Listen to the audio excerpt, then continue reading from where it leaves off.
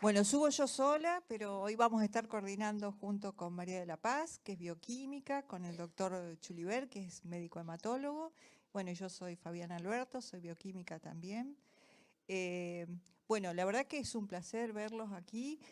Hay algo que es importante, la coagulación. Ustedes vieron que siempre la representan como como una balancita, ¿no? ¿Y cuántos trabajos tuvimos? 20. 10 de sangrado y 10 de trombosis. O sea que seguimos balanceándonos entre esos dos estados. La primera parte va a constar de los casos asociados a sangrado. Vamos a tener 3 presentaciones. Las preguntas las vamos a hacer al final. Vamos a pedirles a los oradores que que se controlen con el tiempo. Les vamos a avisar un ratito antes de que se cumplan los 20 minutos para la presentación. Y bueno, entonces voy a presentar el primer caso. Lo va a presentar la bioquímica Agustina Jabulia, que es residente del Hospital Nacional Profesor Alejandro Posadas, y ella va a presentar un caso que lleva el título Síndrome anticoagulante lúpico hipoprotrombinemia asociado a lupus eritematoso sistémico. Bueno, adelante, Agustina. Le damos la posta.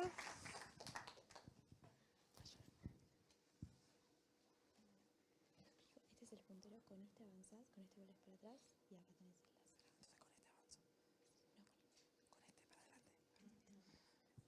Bueno, buenas tardes a todos. Gracias a todos los que están acá presentes y también los que nos están escuchando por la transmisión. Bueno, como me presentaron, soy bioquímica Agustina Jabulia del Hospital Posadas y hoy les traigo nuestro caso clínico titulado Síndrome anticoagulante lúpico hipoprotrombinemia asociado a lupus eritematoso sistémico juvenil.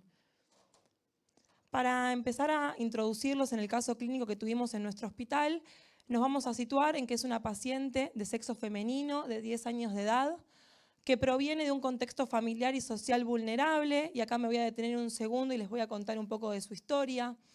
Es una niña que tiene a sus 2 padres presos, que también tiene un hermano más pequeño y de un día para el otro quedan al cuidado de una de sus abuelas.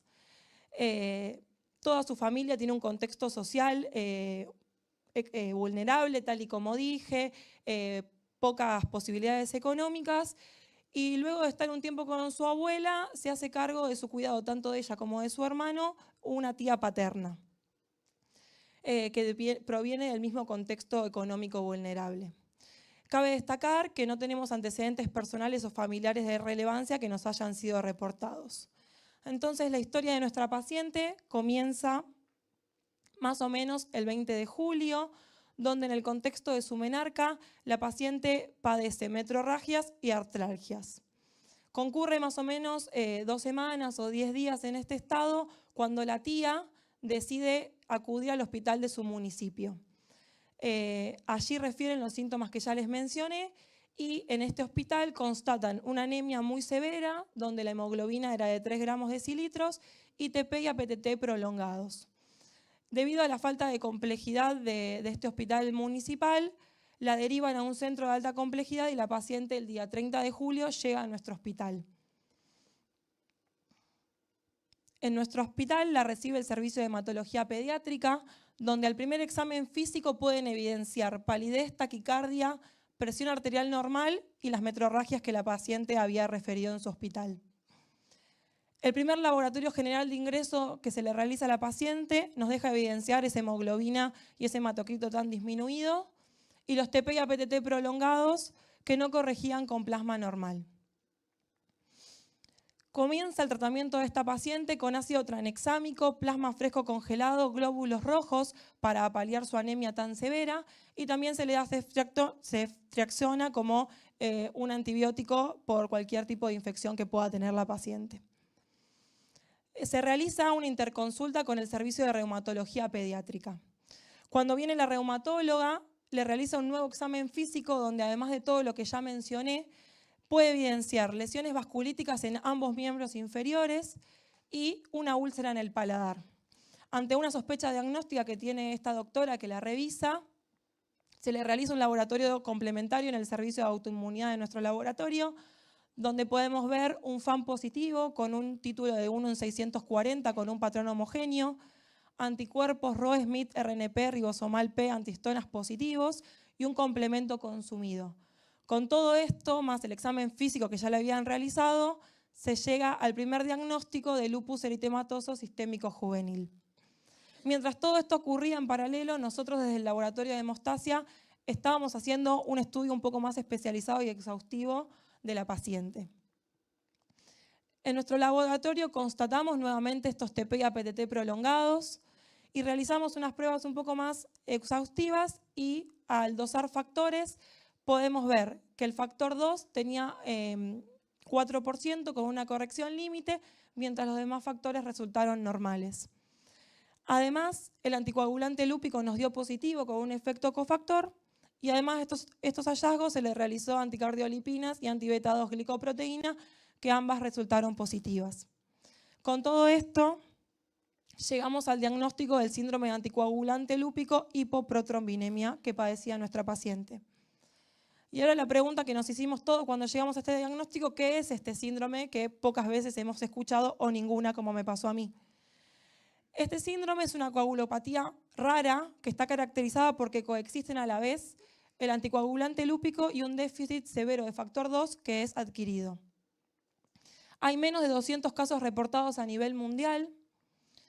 Se puede ver en todos estos casos que es más frecuente en edad pediátrica y en el sexo femenino y suele estar asociado con patologías autoinmunes como el lupus eritematoso sistémico como tiene nuestra paciente. Entrando un poco en la fisiopatología de este síndrome, lo más importante a destacar es que hay anticuerpos circulantes que si bien no limitan la función del factor 2, lo que van a hacer es acelerar la depuración de la protrombina.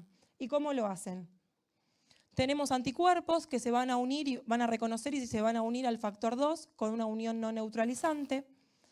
Van a formar inmunocomplejos estables con más anticuerpos unidos al factor 2. Y estos inmunocomplejos estables que se formaron van a ser reconocidos por los macrófagos y van a ser llevados a destrucción masiva. El problema es que el cuerpo no llega a suplir la síntesis de nuevo factor 2 contra esta destrucción tan rápida que se produce. Entonces tenemos un déficit de 2 muy severo. Los signos y síntomas clínicos reportados más comunes son sangrado mucocutáneo, como epistaxis, gingivorragia y petequias, que pueden conducir a hemorragias más graves, como pueden ser hemorragias intracraneales, viscerales o hemorragias adrenales bilaterales. Cabe destacar que siempre está en equilibrio el riesgo de hemorragias con el riesgo de trombosis, porque recordemos que coexiste el anticoagulante lúpico positivo. Entonces, este síndrome, que sus siglas se denominan LAPS, para destacar que es muy poco frecuente, les vuelvo a dejar esta diapositiva, que son los puntos más importantes de la bibliografía. Y en una revisión bibliográfica se estudió un poco la asociación clínica de este síndrome. Se estudiaron varios casos, alrededor de 80, donde el 55% estaban asociados a la aparición de una enfermedad autoinmune, mientras que el 33% estaba asociado a un postinfección viral. Por otro lado, en 84 casos estudiados, se empezó a ver las manifestaciones clínicas de este síndrome, donde 72 pacientes padecían sangrados, 5 no lo tenían y el 12% de los casos tenía episodios de trombosis. Un caso tenía un evento único de trombosis, otros 5 casos habían tenido eventos múltiples y en 5 pacientes la trombosis se evidenció como complicaciones obstétricas. En cuanto a las manifestaciones clínicas que se reportan en la bibliografía, tenemos que las hemorragias son las más comunes, como ya les mencioné, y que varían desde hematomas superficiales y leves hasta hemorragias mortales. Las manifestaciones más comunes reportadas incluyen equimosis y epistaxis en un 44% y un 35% respectivamente. En cuanto al laboratorio, que como bioquímicos es un poco lo que más nos compete y lo que más sabemos, en diversos estudios podemos ver que el TP y el APTT se encuentran prolongados, que la presencia de anticoagulante lúpico se encuentra en el 99% de los pacientes, que las anticardiolipinas y anti-beta-2 glicoproteínas están presentes en un gran porcentaje de los pacientes con este síndrome y que el factor 2 efectivamente se encuentra severamente disminuido. También destacar que no existe ninguna guía estandarizada en cuanto al tratamiento que haya que darle a estos pacientes, así que el tratamiento que se le da es muy paciente dependiente y se elige con todo el equipo médico. Entonces, para contarles un poco cómo fue la evolución de la paciente desde que ingresó al hospital hasta el día de hoy, decirles que el mismo día que la paciente ingresó a nuestro hospital, se le dio el plasma fresco congelado, glóbulos rojos y ácido tranexámico, como ya les mencioné, para tratar su anemia. Y luego del diagnóstico se le agregó metilprednisolona y rituximab, que son todos endovenosos. Pasaron varios días, el día 5 de agosto, ante la mejoría clínica de la paciente, se cambia el tratamiento y se le da hidroxicloroquina y metilprednisona, que es el tratamiento de elección vía oral. El 9 de agosto se le realizó el primer laboratorio de control. Podemos ver que tanto el TP y el APTT mejoraron y que el hematocrito y la hemoglobina, ambos dos, aumentaron. El 16 de agosto, por mejoría clínica, sin ningún tipo de sangrado ni manifestación clínica, se le otorga el alta hospitalaria a nuestra paciente. Egresa del hospital con el tratamiento de hidroxicloroquina y metilprednisona. El 3 de septiembre vuelve la paciente a nuestro hospital a realizarse el primer control post-alta. Allí podemos evidenciar que la hemoglobina y el hematocrito seguían mejorando, el TP y el APTT también, el anticoagulante lúpico sigue positivo y el factor 2 a destacar ahora está en un 68% en contra de ese 4% con el que la paciente ingresó. El 10 de septiembre, una semana después de este control, la paciente estaba citada nuevamente, pero para recordarle su contexto familiar tan vulnerable, no la traen al control pertinente. Ante la falla repetida de poder asistir a nuestro hospital a ser evaluada por los médicos, la reumatóloga que la atiende decidió derivarla con un reumatólogo de su hospital municipal para que no pierda el seguimiento médico. Los últimos reportes nos indican que la niña hasta el día de hoy está sin clínica de sangrado y les pedimos que por favor nos deriven una muestra desde el hospital municipal a nuestro hospital para poder hacer el control hemostático correspondiente. Como conclusión es decirles que el síndrome de anticoagulante lúpico hipoprotrombinemia es una complicación hematológica poco frecuente, que se debe considerar este síndrome en pacientes con clínica hemorrágica y que tengan anticoagulante lúpico positivo y TPs prolongados, que la medicación inmunosupresora es la base del tratamiento para reducir los anticuerpos e inhibidores circulantes que padecen los pacientes y que mejora el pronóstico de la enfermedad, que al igual que lo reportado en la bibliografía, nuestra paciente presenta manifestaciones clínicas de sangrado, TP y APTT alterados y presencia de anticoagulante lúpico. Su patología se encuentra, en este caso, asociada clínicamente a su lupus.